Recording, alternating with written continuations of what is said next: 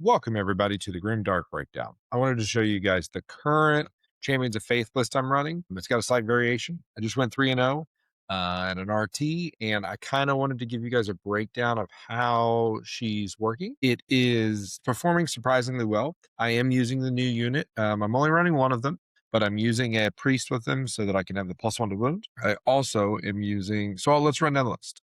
So I've got a priest with our new unit. I'm proxying because they're not in tabletop yet to give them +1 to wound. I've got one thing of Retributors that I leave in reserves. I've got an Emulator that's splitting a squad of Battle Sisters. So I've got 5 with the big guns running around. The others acting as a nice little screen on the home point. I've got a Rhino that's going to have Sanctifiers in it with another priest with an additional +1 to wound. I've got another squad of Retributors starting on the board. I've got a set of Sacrosancts with maces starting on the board. Another set of Sacrosancts with maces starting on the board. Vol and her crew, of course. I've got another Emulator with 5 Novitiates here and the other 5 positioned out here on the board screening. I've got 10 Battle Sisters here, and that is the list in a nutshell. So the big difference is you'll notice I don't have 3 bricks of Sacrosancts. Basically, I dropped a brick of Sacrosancts for the new Celestians, the Insidiants, and the preacher to come along with them, or priest. I'm sorry, I'm thinking of the old school name, but shifting some points around. I just wasn't getting the most value out of that third unit. So I wanted to kind of give you an idea of kind of how this list plays. And I chose Search and Destroy because this is our worst one, in my opinion, because you're so cramped up here. I wanted to show you guys kind of the general way that this list plays a lot of the time and how you're going to want to utilize it. So you're putting these girls here purely for a screen. If they go first, I don't want like something like Blood Angels just going 12 inches and then being on me with a 4-inch charge on turn 1. So making it to where they have to go around them really helps. There's a lot of other fast units. I played at the Texas Open this weekend. I played Emperor's Children, and I mean, God, some of those Demon Princes were going a million miles an hour. Now I know they'd have to go around the wall, but I'm just using it as an example. There's a lot of really fast units. So this whole thing screens, but this list really likes to go first. So I'm going to show you what you would do if you would go first. Easiest thing, these guys are going to move over because now you've got something on the point. Don't crucify me. I know you'd have the girl with the simulacrum on the point and all that stuff. I'm trying to make the video quickly just to show you guys how the get down is the get down. Your second unit here is going to move out. They're going to be your hollowed unit. You'd advance them. You'll get a minimum of a 1. Typically a 2 is pretty realistic. And so now you're going to have these units that are going to be in cover, and you have a total of 6 girls on that point. Well, you got to keep in mind, it means that you got 12 OC on this point. So for you now hold both of these points. The other beautiful part about doing something like this is that by putting your Hospitaller here, you're only 4 inches away. So making that intervention is now a possibility, just depending on where the enemy lands. If they're all the way over here, of course not. But if they come through here and they land a good charge, you can do that. Or on the next turn, you can just charge in and get it anyway. But this is kind of what you're doing here. Depending on how things go, a lot of the time what I'll do is this Rhino is going to come out here, and he is just going to get right into this position. He's going to dump out his contents, which are going to be these lovely Sanctifiers. And the reason that you want to do this is because these guys are a great second punch before you have to send your Sacrosancts in. They can go up here to reinforce if necessary. They've got Overwatch threat, so they can do a lot of really scary stuff. So I normally end up putting them kind of like right in this little nook right here. And they're actually pretty small models, so it's pretty easy to get them in a place where they can be, if the opponent isn't melee centric, I'll actually come all the way up into here. If they're melee centric, then I might come back. But this is all I'm going to do on turn 2. The ultimate obvious goal in a perfect world is they're going to get here, but I don't really like to go beyond about turn 1 or turn 2 because the game's going to flow and you're going to play different opponents. But my goal is that I'm putting them here so then they can charge in and help fight into whatever's coming here to hold the middle point. Overwatch threat, anything that happens to come this direction, or they can go up and charge in to help hold this point. These girls are going to advance, probably going to go about 9 inches on turn 1 because you're not going to need anything. You make them your hollowed unit. They get a 2-inch advance roll. They'll realistically get about here, give or take.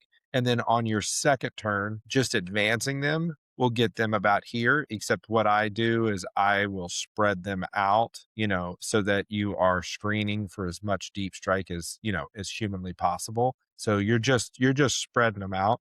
And that's typically the goal. And all that happens is as you get to the next turn, depending on what your advance is you just want to try to get this top corner good and screened. You want to try to get this top side good and screened. And you're literally just kind of feathering them out, if that makes sense, so that you have as much screened as humanly possible, and just doing that to kind of block off this side of the board. Then your novitiates are probably dead at this point, but that's okay.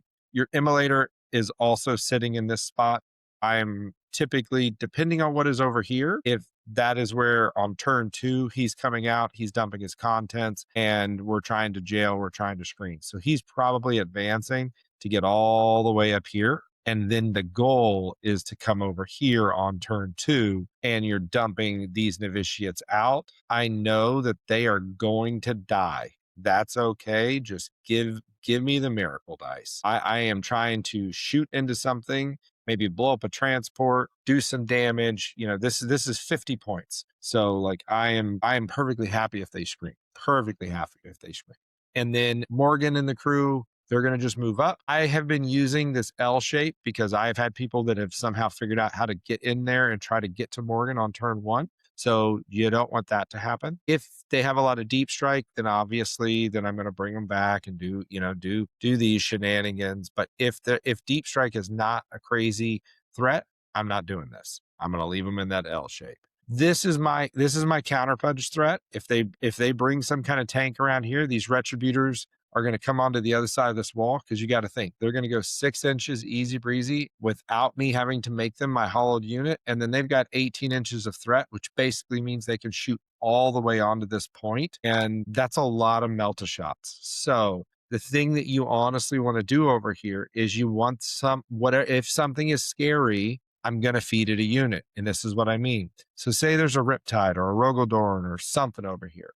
I kind of, a lot of the time, I'll take this unit and I'll move it its full 12 inches. I'll dump its girls out. I'll throw my grenade. I'll shoot all my meltas, my hunter killers, the whole lot of it, right? To hurt it, to do good damage to it, knowing it is going to obliterate these battle sisters. And when it does obliterate these battle sisters, then on the next turn, my Rets are coming out with +1 to hit and +1 to wound, and they're going to blow it up. So I'm sacrificing this 52 points so that I can come out and blow that thing up on the clapback. I will use miracle dice or whatever to try to keep the emulator alive so that the emulator can have basically a turn 2 Hail Mary where it can drive another 12 inches, shoot something else, charge in, tank shock, and then die a glorious, glorious death for the Emperor. That's typically the plan that I do with both the emulators. Is their job is to get me some kills on the board so that my Rets can activate better. But then also it is to do some screens. If you can't notice, I'm trying to clog up those sides of the board because I'm standing on 3 of the funny circles. They're only standing on 2. And here's the beautiful part. They've killed these things. They've killed these things, right? So now you've got Retributors that are over here that can activate. The beauty is you don't need to strat reserve these guys. They're just going to come on the board and they're going to start shooting. And if your units died here, realistically, 9 inches is going to put them on the point. So it's very easy for these guys to just come in, something like this. Very easy for them to come in somewhere like here, where they're just standing in this building and then they just unload just horrible damage on something. And they can honestly do the exact same thing over here. So you could do it either way. They could be here and they could shoot into here, do all kinds of damage. So they give you that option. And then these guys, what I like to do with these guys is their special rule. It allows for, I don't want to get it wrong, so I'm going to read it exactly as it is because I've only played, I think, about 6 games with them. And every time I have to double check and look it up. So it's their Quarry rule. So at the start of the battle, select 1 unit from the opponent's army to be this unit's Quarry. Each time a model in this unit attacks its Quarry, that attack has precision and you can re-roll the hit roll. So you get full re-rolls to hit, which is great. And if you want, you can obviously precision. So this is what I really like doing this for, is I pick out whatever character I want to do. And keep in mind, monsters and vehicles can be characters. Doesn't matter. You just got to pick a character. And then these guys, I do rapid ingress. So part of pushing these emulators forward, and hopefully getting this pressure up into here is giving me pockets to ingress to come in here, to come in here. And realistically, they are going to have to commit hard on one side. It will probably be the south side. And then that's when you can bring these guys in and they do a lot of damage, man. I've been thoroughly impressed. Even when they're not going into their target, you got to keep in mind that the maces that these guys are swinging, or girls, I should say, are swinging. I mean, the unit has like something like 30 attacks, and so it's really it hits really hard. When you give them the extra pip of AP, they can really do some damage. But I just wanted to give you kind of my updated Champions of Faith list, kind of how I'm deploying it a little bit, and the overall goal of how you want to go. The biggest thing is just don't be afraid to throw those Sacrosancts straight out there. They're only 200 points. If they die, they die. Let's get it. Get them out there. Get some tokens going for your Retributors and get some miracle dice. So hopefully this was helpful, and I'll try to do another one of these for Bringers of Flame here in the next couple days. But drop a like for the Emperor. Subscribe if you want more content like this. I'll try to put some more out. And remember, in the grim darkness of the far, far future, there's always more to break down.